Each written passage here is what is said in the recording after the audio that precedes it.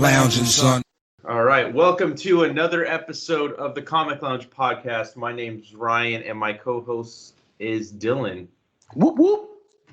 All right, today we got a lot of stuff we want to talk about. The main point of this episode will be our weekly read, which is Fables Vol.1 by Bill Willingham, penciler Lan Medina, inkers Steve Leialoha, Craig Hamilton, colorist Sherilyn Van Valkenburgh, letterer Todd Klein, and of course edited by the great Shelly Bond. Book from Vertigo. But before we get into our book, let's catch up real quick.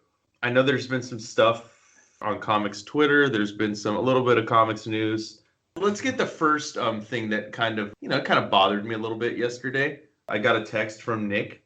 And he says Tom King's losing it, and I'm like, what the fuck are you talking about?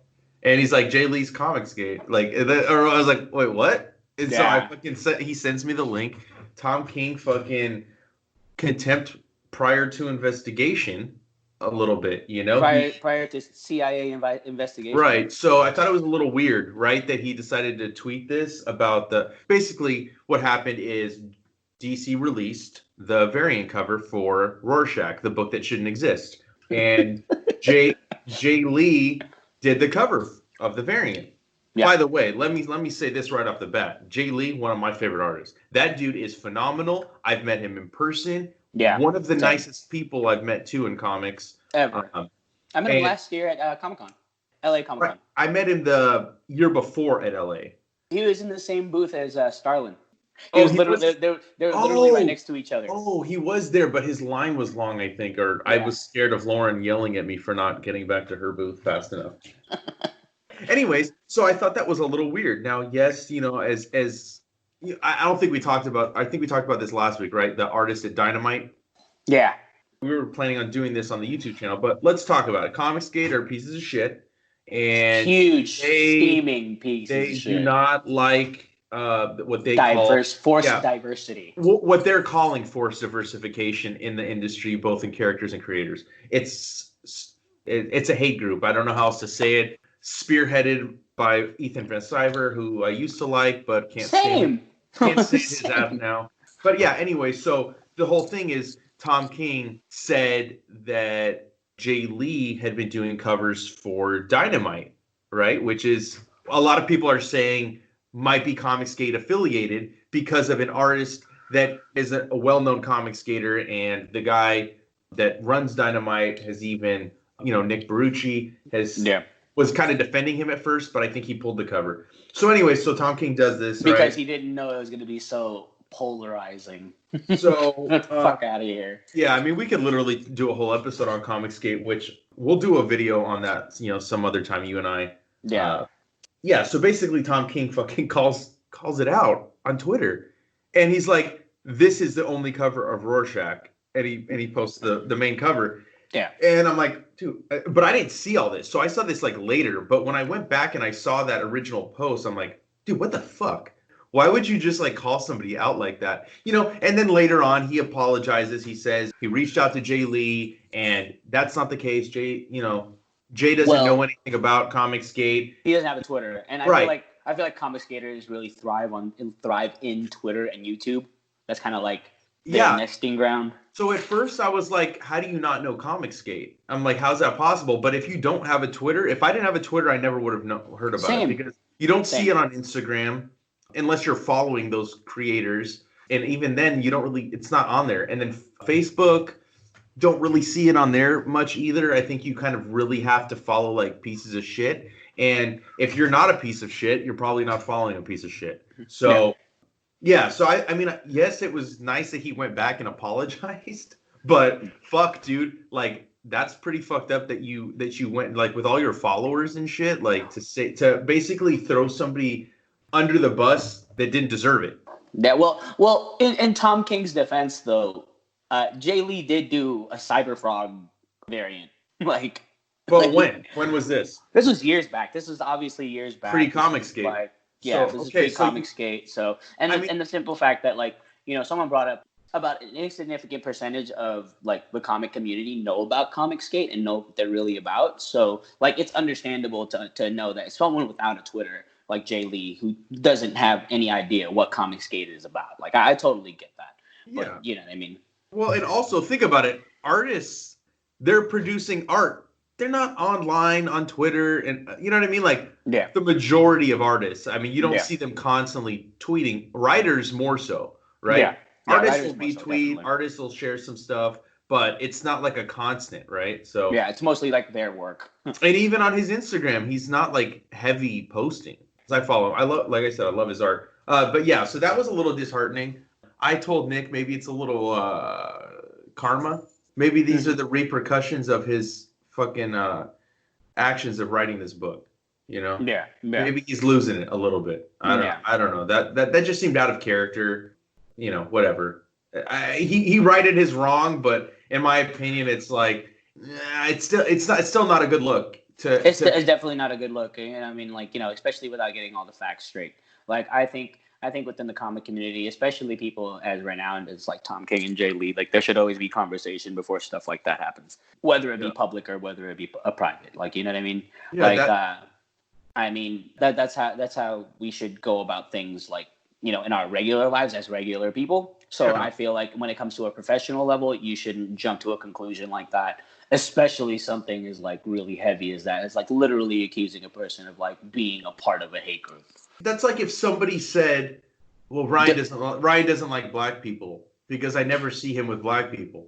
Well, what are you talking about? Do you see me every fucking waking moment? You don't know what the fuck I do. You know what I mean? Like, and when I say that, I mean like maybe people I work with, right? Yeah. People that only see me at work or if I go into the comic shop on my day off. You know what I mean? Like, so it's like, how could he like? And he doesn't even know Jay Lee on a personal level. He probably never even met him. I'm assuming. I wouldn't accuse somebody I knew like that. You know, like, well, I wouldn't accuse people anyways, but you know, until I have like definitive proof. Like, yeah, like I'll talk shit about Ethan Van Sciver because I know he's a piece of shit. I know he's a scumbag, and then everybody else associated. You know what sucks about EVS is that I fucking love that Green Lantern run so much. You're telling me. like I will definitely attribute the whole Jeff Johns EVS freaking Green Lantern run to reigniting my love for comics after my short hiatus. Like, you know what I mean? And it sucks to know that he's a fucking trash bag. Not even the trash that's in it. He's the one that holds it all together. The Comicsgaters are the trash. He's the bag. Can I say something to you real quick? I don't want to go too deep into it because I don't know how true this is. Did you see what's in your posted about Jeff Johns? About Jeff Johns? Yeah, I was actually gonna bring that up. Dude, can I tell you something, bro? My heart broke a little bit because I love how much I love Flash. Yeah, and he wrote one of my favorite Flash runs. Green Lantern, his Teen Titans.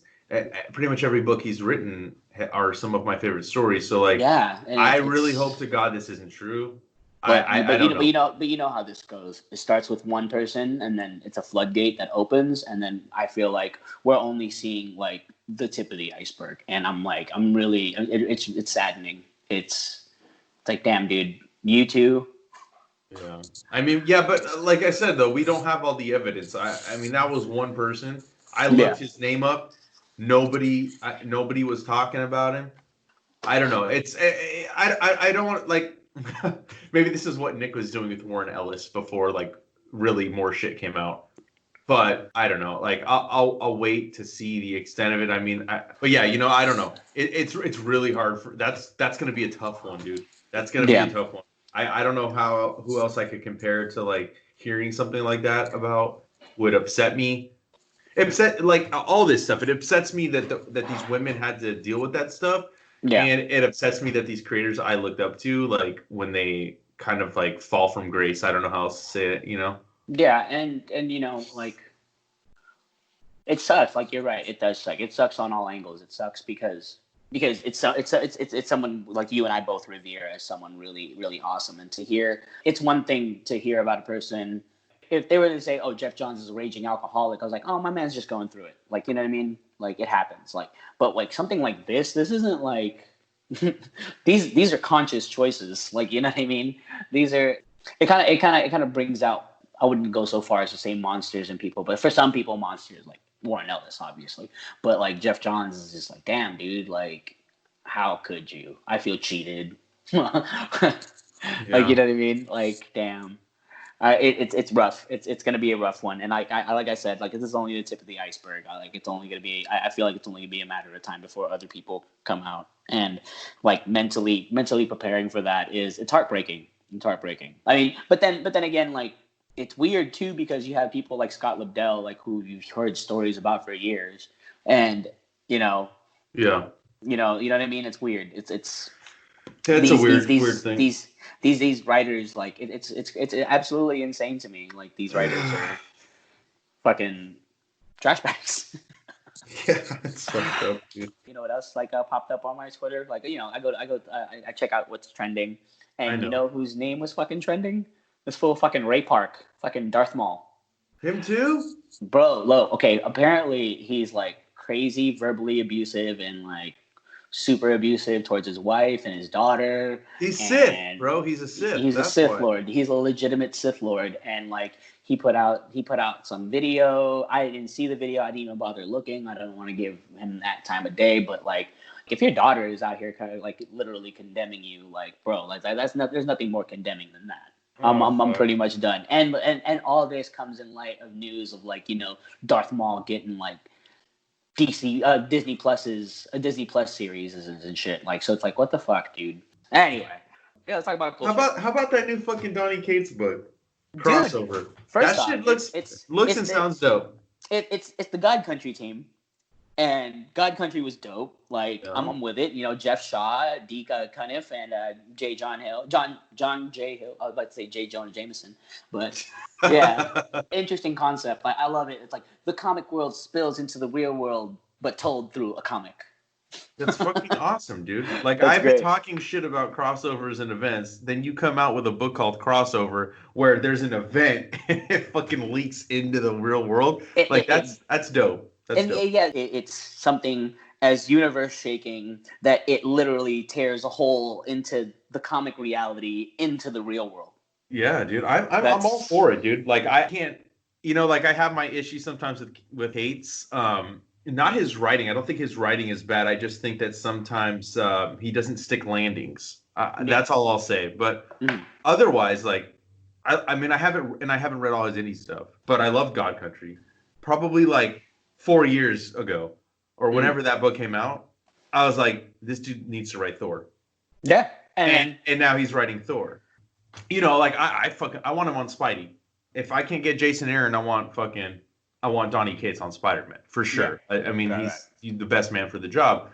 But, you know, I love that he's not going to just stick with Marvel. I like that he's doing indie.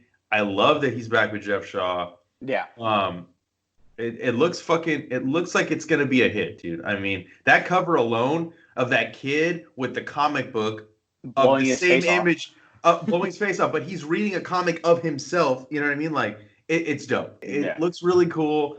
It says ongoing, so I'm hoping that it is, and it's not a miniseries. Yeah, I'm pretty stoked for that. And some of the preview pages, like, literally Shazam is in it. I know. So that's crazy. You know how dope it would be if he got permission from DC and Marvel separately to have certain heroes in there. Like, that would be sick. I'm wondering if there's gonna be any Image characters. The possibilities for this book are so endless, and what he could do with this, I mean, it's pretty amazing. He could literally have a multiverse of different comic book universes where they're all connected through this book. Yeah. Essentially. This is the center point. Yeah, it's pretty. This is the center point, the catalyst point for like a bunch of universes. And from this, it can spin off into different things too. Like, you know what I mean? Like, we can get freaking crossovers that we never thought possible. Like, you know what I mean? Like, like you said, like, this is literally the possibilities are endless in this, and I'm really excited for it. Like, you know, I already know, like, Donny Cates, for me, he definitely has a knack for first issues. So I know first issues are going to be, the first issue of this is just going to be. Yeah, he writes some of the best first issues I've ever read. Yeah, for real. He knows how to write a first issue. That's and I absolutely loved his what do you call it, Silver Surfer Black. That was like one of my favorite of 2019. Like that easily. he stuck the landing on. Yeah, that was fucking. That phenomenal. was a beautiful book. I mean, in a year jam packed with crossovers, this is actually one I'm looking forward to. Yeah, same, dude. Talk about the Eisner winners now, huh? Oh yeah, here, let me pull up that list. While you're pulling that up, I know that you said you were talking about before we recorded about like, this Comic-Con at home and how you don't think it really. I haven't watched any of it. I've seen like the screenshots or whatever of people talking with like there's 12 different Zoom windows open.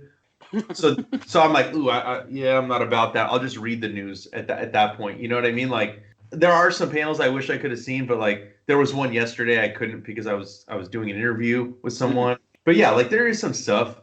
But even then, like it's not the same as like being in a panel and then to have to dart your eyes all over the screen. Yeah, that seems a little awkward, but I mean, if it works for some people, it's great. Like I'm just glad that they're like still doing a form of Comic-Con. It's better than nothing. Like we're still getting the awesome announcements. Like crossover with like the whole thing was revealed during Comic-Con at home. Like there's a bunch of panels that are like that like really seem interesting that I just need to get the patience to watch. Like there's a Constantine reunion, so obviously Keanu, I want to watch that. Dude, what about that fucking DC announcement, dude? Their new event, Endless Winter. That sounds exciting. So it's just like snow. That sounds so cool. Yeah, no, not at all, man. Is it like a Mr. Freeze event? I don't fucking know, dude. I'm down to 2 DC titles right now. It's literally just death metal for me. And I know too, death metal and strange. Death metal's gone. Strange Adventures gone. Really? I got 1 issue of Question left, and I have a month and a half of Flash, maybe 2.5 months or whatever. I think. Once Williamson's off the book, I'm off as well. So yeah, it's gonna be Marvel and Indie for me for now, and hopefully Marvel doesn't fucking piss me off. So far, no. Well, it's only Saturday of Comic-Con, so just be prepared for it. I mean, like they will piss you off. I don't know. I think I know, but the books I'm reading, like Zdarsky. Yeah. Well, on Daredevil. Zdarsky's Daredevil was actually nominated for that continuing series. That the nominees on there were absolutely freaking amazing. And Bitterroot won, so shout out to David Walker, Chuck Brown, and Sanford Green. Dude, Bitterroot is one of my favorite Image launches. Definitely one of my favorite books. Yeah, but look at these nominees though. You have The Dreaming, Immortal Hulk, Daredevil, Criminal, Bitterroot, and Crowded. All these are freaking phenomenal books. Not a fan of Crowded. Exactly. I was actually about to say I actually haven't read Crowded, but you don't need everything else. Yeah, you don't need to do that to yourself. Yeah, but look, Immortal Hulk is easily like one of the best Marvel titles out. Daredevil, easily one of the best Marvel titles out. The Dreaming, anything Sandman related is obviously going to be friggin' awesome. Yeah, I read the first trade's worth, and then I realized I'm like, I'll just get this in trade. So I've read everything on that list. And your boy Ed Brubaker, like freaking over here with Criminal. Come on, dog. And Sean Phillips, like come on, dude. Yeah, those guys. So I mean, look, and they beat some pretty tough competition. I think it's amazing to see those 3 guys who are putting their blood, sweat, and tears into this book be acknowledged for it. It's really fucking cool. I mean that was like the one win that I was like really, really stoked for. If you want to talk about some of the ones that you saw that you really liked, I know we were talking about Dave Stewart, one for coloring. I mean, we love Dave Stewart. He's a fucking awesome colorist. Here's something that piqued my interest. Okay, so for best new series, Invisible Kingdom won. I haven't heard anything about this. Like, really? So I'm really, I'm I really heard it's interested. amazing. But like, check out some of the stuff that was like was nominated. Doctor Doom, obviously, that's like one of the few Marvel titles that I'm reading. Once in Future, Dan Mora is like easily he's sick, bro. Yeah. Like, and nothing that I can say about Kieran Gillen like needs to be said because everybody already knows how dope he is. Like, something is killing the children now. Although, like, not really feeling his Batman. James Tynion is really out there, like, killing it with something he's killing the children. Undiscovered Country, I'm on the fence about it. On the fence. Don't know how I feel. Do you want to know how I feel? What? How? It's not on my pull list. That's how I feel.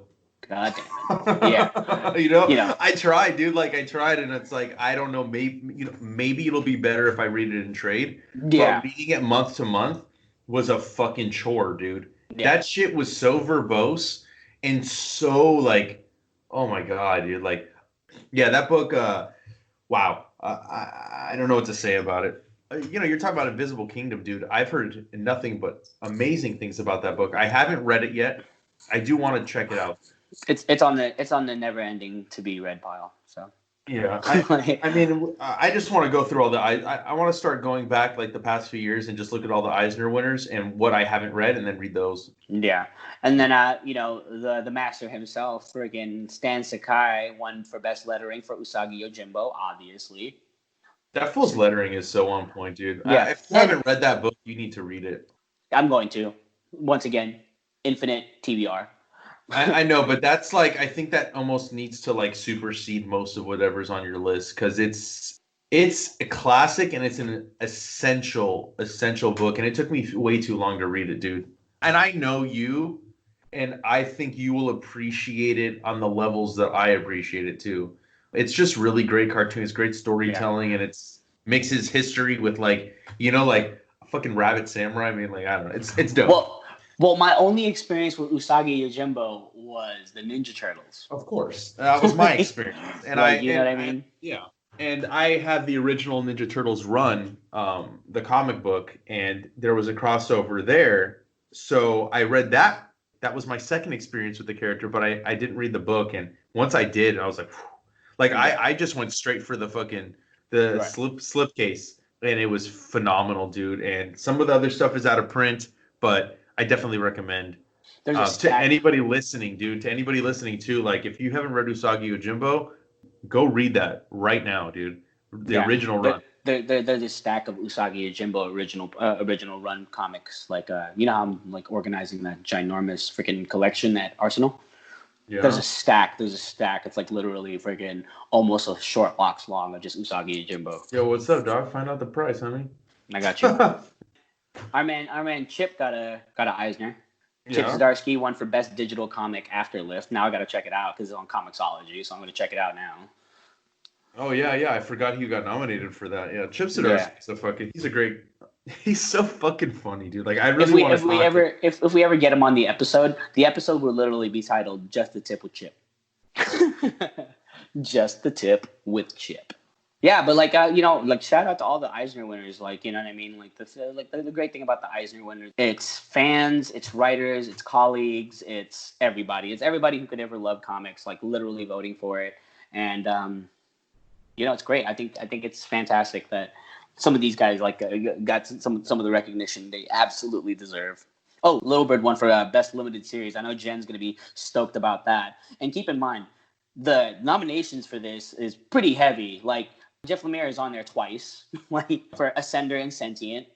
Let's see, Bendis for Naomi, Bobby Curnow and Simon Gain for Ghost Tree. These are some great freaking names, and for Little Bird to like freaking rise above, speaks volumes. Speaks volumes. Awesome.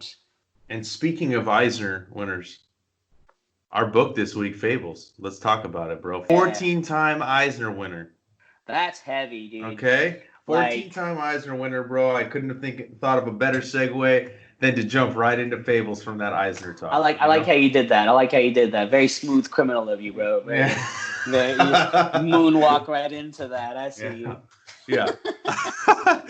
For any of you guys that haven't read it, it started in 2003 at Vertigo Comics. And now, the defunct label at DC Comics, but which is one of the dumbest moves I've ever heard of. Vertigo should have still kept on going. I don't know, like Vertigo is like Black Label is trying to do what Vertigo did, and is like failing horribly. Yeah, like, it's a watered down Vertigo is what it is. Like I Vertigo, like, come on, man, like friggin' Swamp Thing, bro. Yeah, but anyway, so Fables is about fairy tale characters are exiled into the real world and have been for a very long time. Centuries. I want to try to be careful. I've read the entire series. Dylan is a new reader to this. He just, that's why we picked this book this week. So they're in the real world. We're seeing everybody, dude. Beauty and the Beast, the Big Bad Wolf. Okay, Snow so White. first off, Bill Willingham, what a brilliant idea. He takes these characters that we know from Disney movies or storybooks, and he makes them. And he makes them stay true to who they are while also put into this modern world, and it's just phenomenal, dude. I mean, you have the Big Bad Wolf is the fucking sheriff of Fabletown, which is where they all live. It's a community within New York City, right? And it's guarded by enchantments. I don't know how much of that is divulged in the first trade. I can't. It's hard for me not to jump ahead. I will stop you. So go ahead, speak freely, but I will stop you when I'm like, I didn't read that. Okay. Okay. So, and Snow White works for the mayor. I mean, there's just so much going on, dude. And all the characters are hilarious. Jack is one of my favorite characters of this entire run. This is Jack of Jack Be Nimble, Jack Be Quick. This is Jack from Jack and the Beanstalk. He is the Jack of every single fairy tale. Yeah. So any fairy tale that had the name Jack in it, that's him rolled into one person. That's cool. I thought that was a pretty interesting concept too. I'll jump ahead a little bit. This doesn't spoil any of the story, but towards the end of this book, we see Pinocchio. This is one of the things that I loved the first time I ever read this book was Pinocchio is still a boy. Why? Because he always wanted to be a real boy, and the fairy took him literally, and he has been a boy for centuries now. And all he wants, as he said, are for his balls to drop and to get laid. And when I saw that fucking panel, I was like, this book is now going to be one of my favorite books. And it continued to be one of my favorite series. This is, let me just say, this is, like I told you earlier, Dylan, this is probably the fifth or sixth time I've read this particular volume. It's just as good as the first time I read it. Now, because I've read it that many times, I didn't get a totally new experience reading it. There were little bits and pieces that I didn't remember, not too much. Either way, I love this book. The main story of this first volume. It's a whodunit. It's a whodunit. Somebody dies. And this isn't a spoiling. I think it even says it I may say it on the back. But Snow White's sister, Rose Red, is murdered. They're trying to, and it's a bloodbath. And they are trying to figure out who's doing it. And the sheriff, Big Bad Wolf, is on the case. And Snow White, it being her sister, says, I'm going with you. But, just because she works for the mayor doesn't mean that she's not a suspect. So just, going through the different characters of who the suspects are, it was fun, dude, and we got to meet so many different characters. There's one character in here that becomes bigger later on, but I don't want to ruin anything. Is it the pig?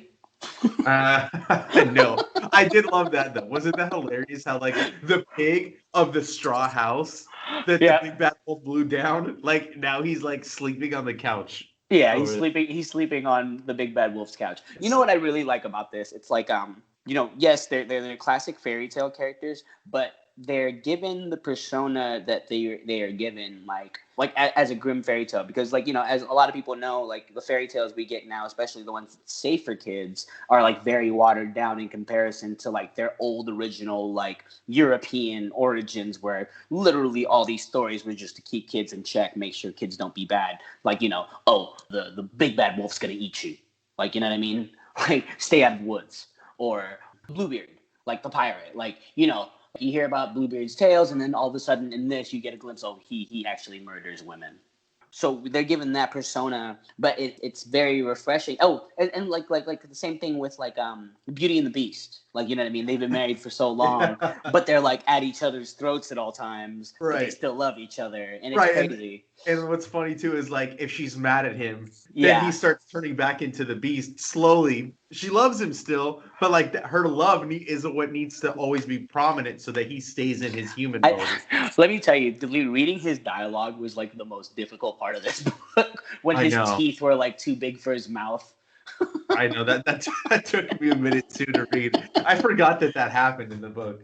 You know, another fucking awesome character, fucking Prince Charming, dude. What a douchebag he is. Because Man. he's the like I told you about Jack. Well, he's Mhm. the Prince Charming of every single thing. So he's a ladies' man, and he's a fucking man whore. He's Yeah. slept with every single princess of every story that we've ever read. Snow White, Cinderella. You know, Yeah. and the list fucking goes on. He's a complete whorebag. Yeah, and his character too. Again, like I don't want to get too far ahead, like, but he's a character that you'll grow to like really love reading about as the stories go on. And you mentioned the pig. Yeah. Well, in the next volume, Animal Farm. I don't know if you were wondering, but you're like, where are all the Right. animal characters, right? Well, Yeah. that's where they are. They're on Animal Farm. Oh man, is this gonna turn into like a George Orwell dystopian place? I'm so ready. Read the fucking volume. Oh it's yeah. it's great. If this first volume didn't grab you, Oh no, I'm in. I'm in. Two is gonna fucking pull you right the fuck in, and you're not gonna want to let go, dude. It's amazing. I really like the whole noir, whodunit vibe to it, especially when it does its full circle thing at the last chapter on like issue 5 or chapter 5. When it hits the first full circle, I'm like, holy crap! Well fucking done.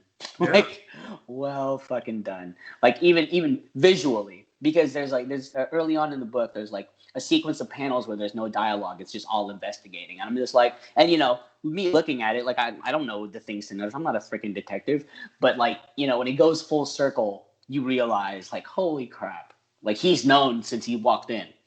And that's real quick. I don't want to forget to say this. That's what another thing I love about this book is it's not a quick read, and I don't say that in a bad way. Yeah. You don't feel bored with it, and you really like. He doesn't even really like give you the details of why they're exiled until the 4th issue.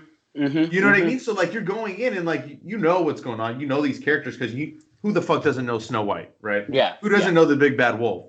But you still like you don't really get the details. Like I knew because I read it.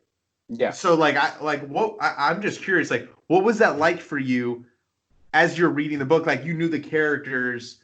But you didn't learn. What did you feel when you finally found out? As the story progressed, because there's a lot of characters, and the thing is, like when you look at these characters, you don't automatically click onto who they are.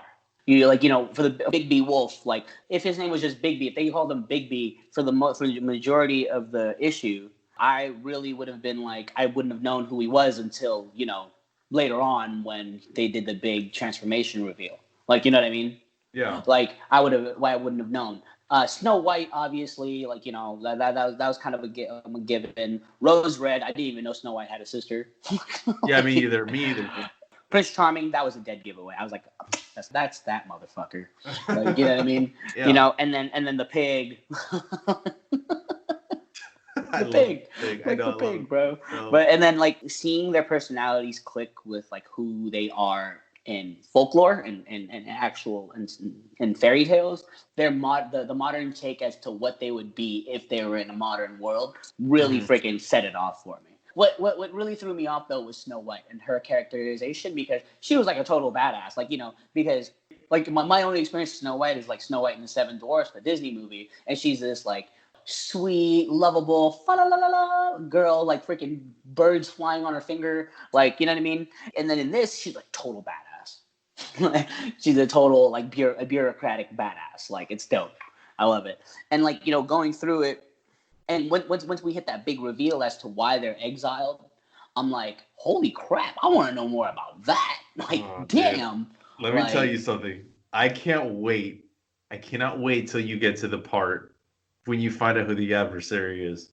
It's brilliant. It's like, and it's like not something that you're gonna expect either. Like. And then the series just keeps going. By the way, that's not even like the end reveal. Like I don't think that's gonna ruin the story for you. But like there's just so much great story to come if you take the journey and like you read all of it. Now, if you ever want to read like it in your hand and don't want to buy it, I got all the trades. I definitely recommend you read this entire series. I mean, I know you'll jump in between it, you'll read other stuff, but You have to read this from beginning to end, dude. No, I'm going to. A friend of mine, Kumi, she like her and I share a lot of like very similar tastes when it comes to reads. And she said, "Oh, it's my favorite." I'm like, "Oh, hell yeah! All right, cool." Yeah, I have friends that don't even read comics, but they read this. Like this. This is almost like a modern day Sandman. Yeah. In that respect, because this predates Saga. Like Yeah. women that weren't into comics, like this is a great comic. Like it's not catered to just men. It's catered to anybody. Like not Grimm fairy tales. Not kids, obviously. You know what I'm saying? Because this shit can get kind of graphic later on. Yeah, and then Lan Medina, his art is just the artist changes. Mark Buckingham does the majority of the art going forward. That's phenomenal too. But what I like about this though, like it's really reminiscent to like Vertigo style artists. There's a certain charm to it that I really appreciate. Like, like take for instance Sandman. Sandman had a charm to it because of a certain kind of artist, like, Sam Keith and freaking all these guys. Everybody involved, and like I feel like with this particular volume, it had that charm to it. It had that Vertigo charm to it, and it really made me feel nostalgic of comics of old. Like, damn, that's 2003, bro. Like, do you remember like when 2003 wasn't like days of old? Like, it's literally vintage now. No, that's literally the year we met each other. Yeah. You know what I mean? Like, yeah. That's vintage, bro. That's high school for us. When this thing came out, so that's actually kind of ironic that this book came out. And like you said, it fell on the floor. I said that before we recorded, by the way, to anybody listening. Dylan was going to pick a book out this week as we're taking turns. I was putting something on my bookshelf and a book fell off and landed on the floor in front of my feet, and it was Fables Vol.1. That's how fairy tales start, bro. And I literally grabbed my phone and texted you, dude, and I was like, "Yo, what's up? Have you read it?" You said no, and and here we are. And now we're talking about this awesome book. Fucking yeah. The story behind how this came to be too is he dedicates the book to Shelly Bond. And he's like, intrepid Vertigo editor who insisted on taking Fables when I was trying to sell her another idea entirely. And she talked about it in the interview that I did with her, about bringing him into Vertigo and really wanting him to do Fables. And look what we got, dude. This is a perennial Vertigo book. Yeah. And was one of the last remnants of Vertigo's greatness in my eyes. And and you say like you get the old feelings, dude. I got the old trade. So like I got the old paper stock. You know what I mean? Like I have that old, and it smells like a Vertigo comic book to me. I don't know how else to say it, but dude, that's how I feel about like those are my Sandman books. Like my Sandman books are so beat up. Like it's crazy. Like they have that old paper smell. Yeah, dude, we're fucking weird, dude. You know what? No, we're not fucking weird. There's other people like us too. And and hopefully they're listening. Yeah, hopefully you fucking weirdos are listening too. You are not alone. We're not the only ones. Anyone can wear the mask. I can keep on going with all these cliche comic book stuff. Let's go. Oh man. All right, but yeah, let's keep talking about Fables. But like no, it's great. Like I'm really looking forward to the rest of it. I want to see more appearances from other like fairy tales, like the Little Mermaid. Like I want to see like the twisted version of Ariel. I want to see what else? What else of other fairy tales like I would like to see? Like Hansel and Gretel. Well, you saw The Witch. Yeah. I definitely saw The Witch over here fucking being weird. Oh, dude, she's fucking her character too, man. I'm telling you, dude, some of these characters, like sometimes it's unnerving. You know what I mean? Like seeing these characters that you saw and now how they are, it's in a different light.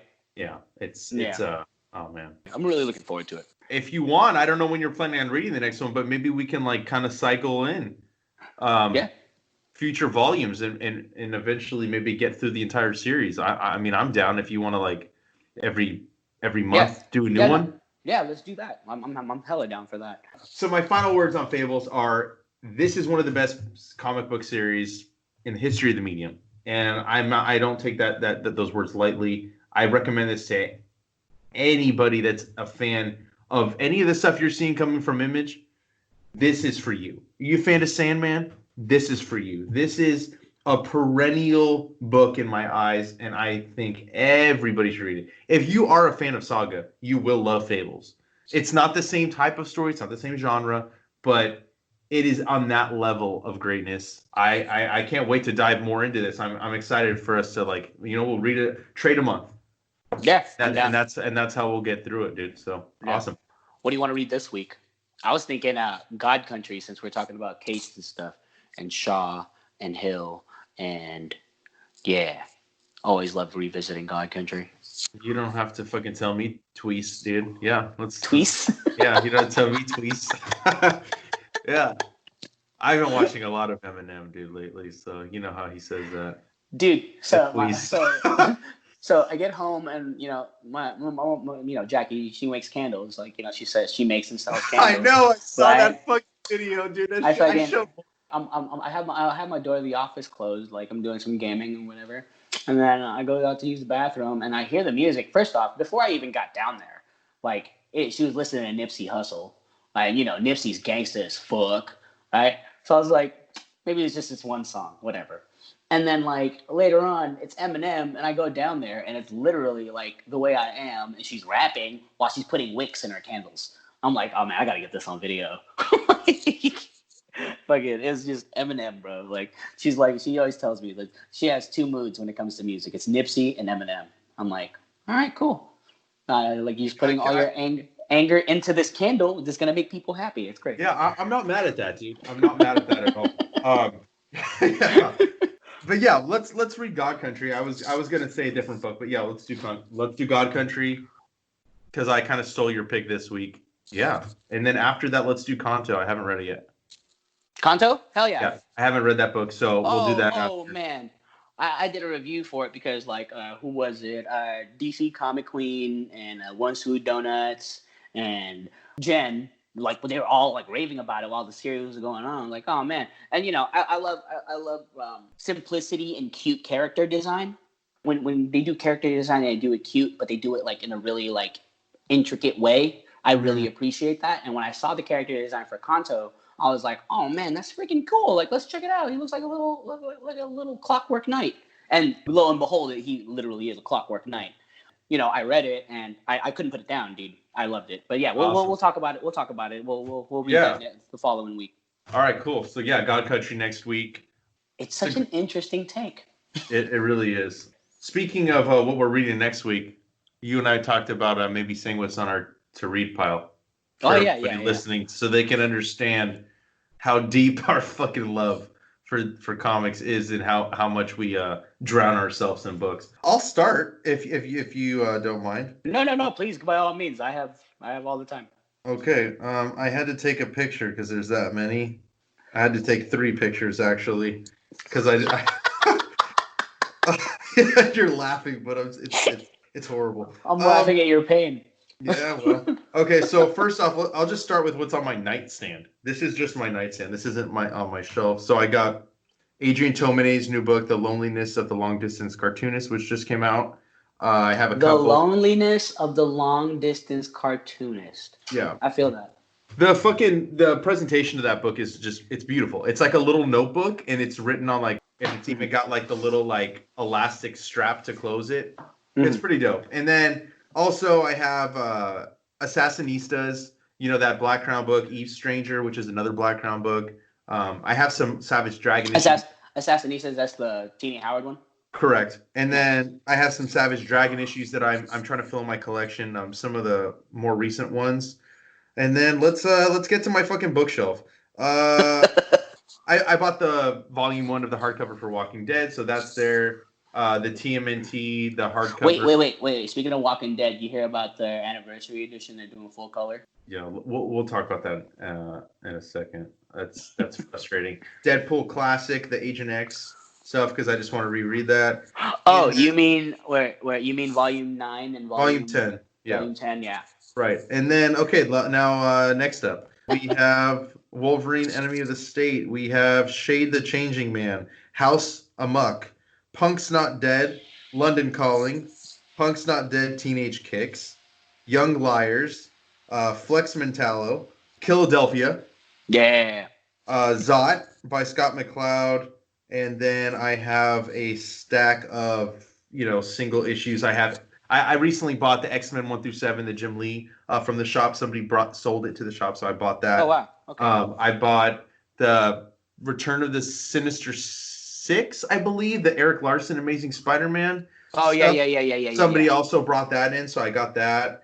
And then that's my pile. And then oh yeah, hold on. There's one more picture I forgot.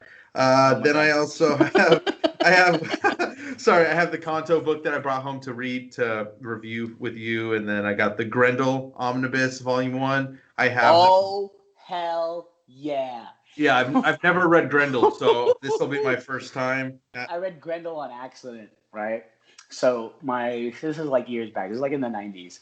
My sister's boyfriend, he was into comics. Not like we're into comics, but he was like relatively into comics. And there was this Grendel issue, and he was like, it was just sitting on the coffee table one day, and I freaking read it, and I was like, yo, I gotta read all this. And it's dope. Okay, cool. Yeah, I'm excited. And then, there's two more books. I got the Bowie book by Michael Allred. And yeah. of course, I still have my Absolute Watchmen, which should really be near my nightstand, but it's too big to put on my nightstand. But that's next up once I get through. It could actually be your nightstand. It could be my fucking nightstand. Well, actually, no. The book that's behind it on my shelf, the artist edition from Jaime Hernandez, that I don't consider that reading. That's more just me looking at the art. But that could be my fucking nightstand. Yeah, that's mine. What's up with yours? All right, I got the entire Punisher War Journal run by Carl Potts and Jim Lee. Oh fuck yeah, dude! I have Volume 1 of the complete edition, the complete collection of Wolverine by Daniel Way. Nice. I have a late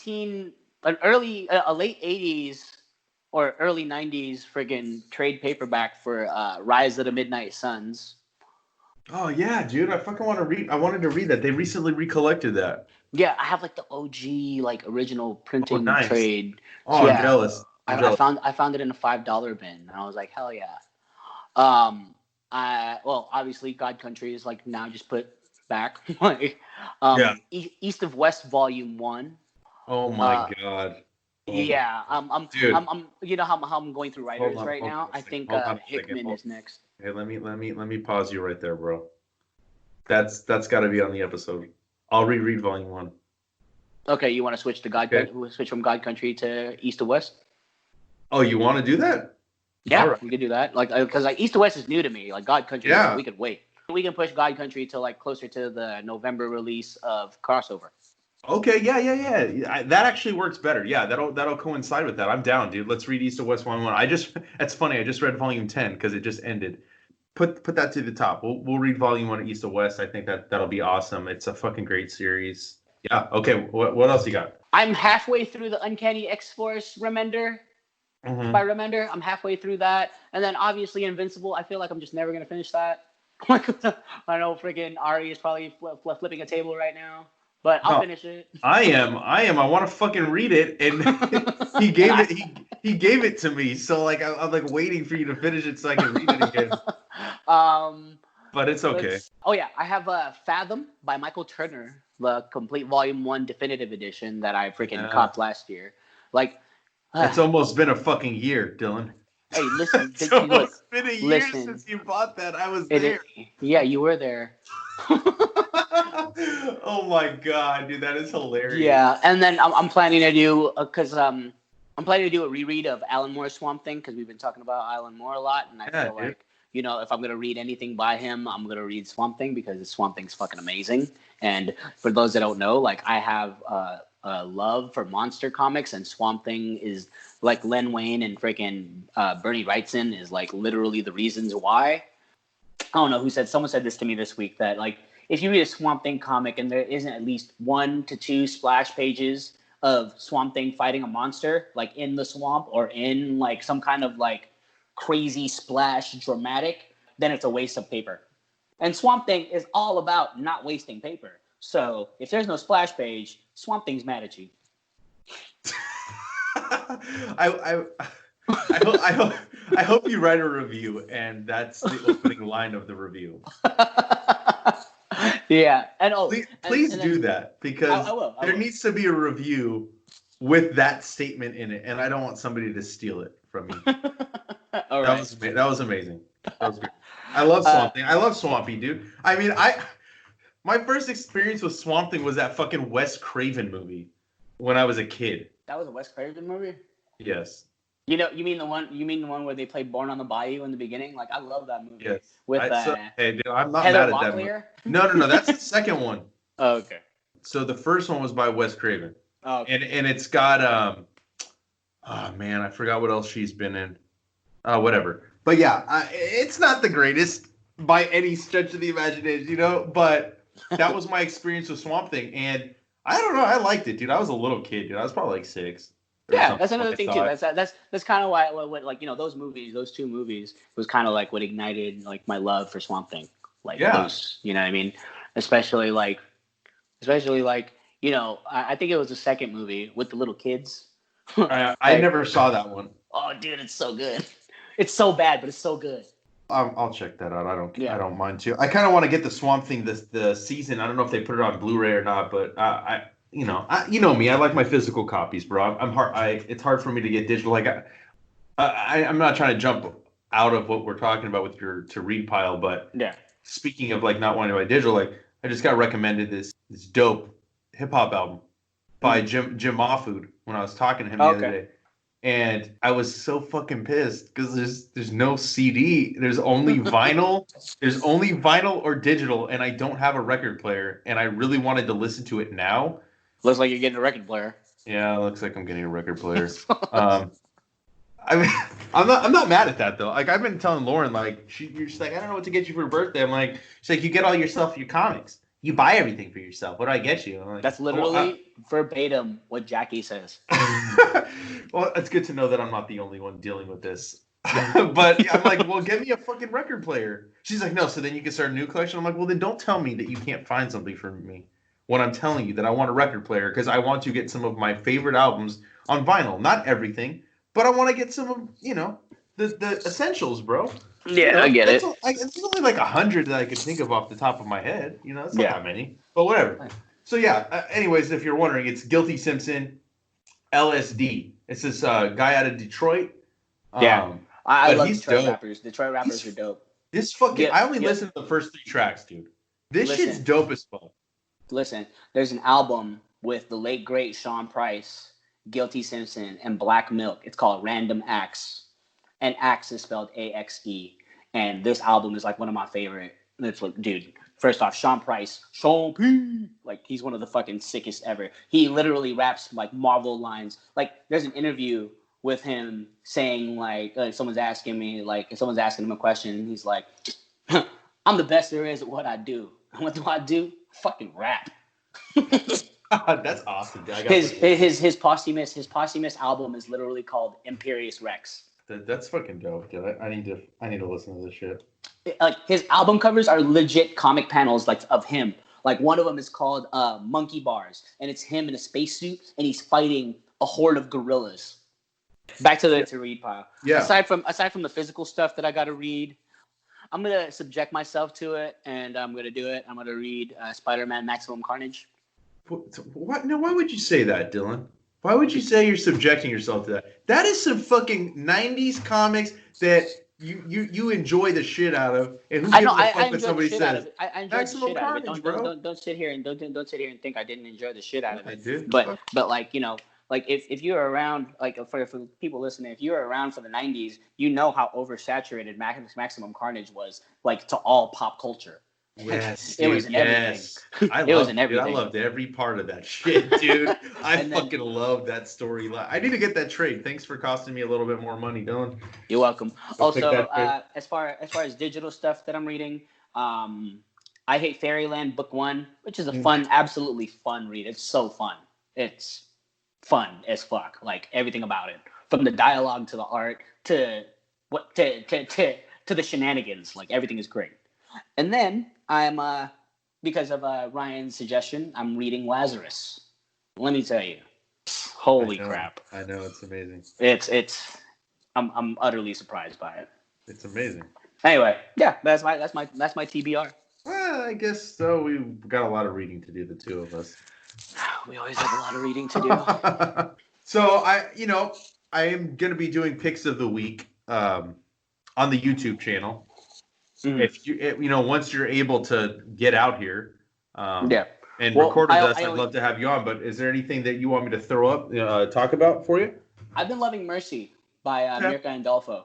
Okay. Like it's the only book on my pull next week, and I don't think like people talk about it enough, but it's absolutely stunning. Like art wise, the story is enthralling. I'm sad that it's a limited. Yeah. You said that's the only thing on your pull list? Yeah, this week. That's crazy. What about Pulp by Brubaker and Phillips? Really? Yeah, that comes out this week? Wait, that comes out this week? Amazing. That was amazing, your response. Really? I don't know if they do it at Arsenal because it's a hardcover, but it's we have it on our pull list because that's how big of supporters of Brubaker and Phillips the store is, that they put that trade on the fucking subscription thing. I mean, I still got time, so. You do? Yeah, no, definitely pick that up, dude. I'm like really anticipating that book. I'll also throw up what else I'm excited about. There's some other stuff coming out this week. I think I got like 5 books, which is kind of unusual for me lately. I haven't really been having a lot of stuff. I think I have like the Ninja Turtles annual or something is coming out. Hey, when's Ronin coming out? Last Ronin. Like I read the preview. Yeah, and I'm pretty interested. Yes, it's coming out. Last Ronin looks pretty fucking cool. Next month, dude. So yeah, oh yeah. So I got actually the Ninja Turtles annual, the ongoing new issue of X-Men, that Texas Blood, the new issue's coming out, and then shit, that's on my pull list too. So yeah, there's some cool shit coming out. That was literally my pull list, those 5 books. Yeah, some awesome stuff, dude. Like I'm really looking forward to a new Texas Blood. Like I think like that first issue is incredibly well written. There's a couple holes that I'm curious about, like the fire, the campfire scene. I need to know more about. Like I want to see where this goes. This looks really like the art is fantastic. I love the whole orange tone with everything. Like it makes you feel like everything is just humid. Yeah, I'm definitely stoked to see where the series is gonna go. His ideas for it are really cool. Like that sheriff will be a mainstay within this like world, quote unquote. So yeah, I am really excited about that. But Pulp would have to be my number 1 pick for this week. Oh yeah, absolutely. All right, hell yeah, I'm down. Yeah. All right, well, shit. I think that's all I got. I mean, that's all I got. Any last words? No. I mean, it's. I haven't checked Twitter yet, and I don't want to because I feel like it's going to piss me off, and we're going to go off into another hour. But we'll save that for next week. That's true. We'll save it for next week. But on that note, you guys can follow us on Facebook, Twitter, and Instagram at The Comic Lounge. Don't forget to hit the subscribe. We are on Podbean, iTunes, Spotify, all your favorite podcast providers. Also on YouTube, we have the audio up there as well. Make sure you hit the subscribe on there as well, man, because we want to get those subscribers up. Hit that bell icon so you're notified every time we put a new podcast, video, all that shit. I mean, this stuff's going up pretty much every single day now. Yeah, we're going kind of hard, guys. We're going super hard, dude. Yeah. Nice if you guys go hard with us. Hell yeah, dude. And, send us your comments. You can comment down below here. You can comment down below on the YouTube. Or if you want, email us, thecomicloungepod, pod@gmail.com. And all these links are going to be down below in the description of this. I also have a link tree in my my Instagram, like linking you to all these things at the Dillbot. Go ahead and follow us. Yeah. Follow us. Like follow our shenanigans. Yeah, dude. And send your suggestions also to us. And if you don't like what we say and you want to let us know, share that as well. We like positive and negative feedback here. We're here for all of it. So I'm here for the negative. Yeah. Oh man, so am I. But yeah, on that note, we're out. Peace.